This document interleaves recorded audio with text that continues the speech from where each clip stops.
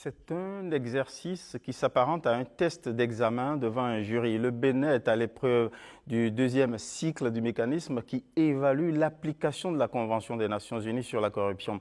Au détour d'une visite pays, des experts venus de la France, de la Suisse, de l'Autriche et de la Gambie passent en revue les résultats obtenus par le Bénin en matière de lutte contre la corruption. Et face aux évaluateurs de cette première étape, le Haut Commissariat à la prévention de la corruption et plusieurs autres acteurs impliqués dans cette lutte. Renaud Akapo et Simon Villon pour Les Échos.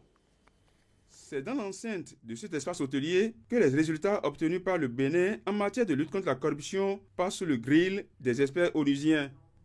Pour une bonne réussite de l'opération, le Haut Commissariat à la prévention de la corruption a mobilisé toutes les structures impliquées dans cette lutte. Et c'est devant l'ensemble de ces acteurs que les évaluateurs ont épluché des paragraphes entiers de la Convention des Nations Unies contre la corruption qui sert ici de document référentiel. Qu'est-ce que le pays, notre Bénin, fait pour aller vers plus de bonne gouvernance, vers plus de consolidation de l'état de droit, en ayant en visuel la convention de Mérida, donc la convention de lutte contre la corruption. Depuis 2016, il y a une dynamique en cours et les experts sont en train d'apprécier. Dans le feu roulant des interventions, la partie béninoise a fait l'option d'un partage des rôles.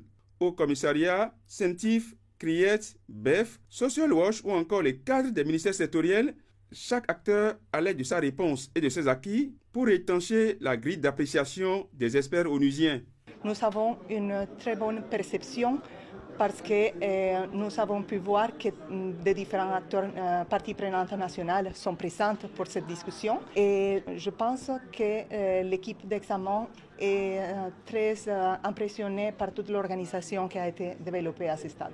Ce processus d'examen comprend 2 cycles de 5 ans. Le premier cycle couvre les chapitres sur l'incrimination, l'application des lois et la coopération internationale. Et le deuxième cycle qui court jusqu'en 2024 couvre le chapitre 2 sur les mesures préventives.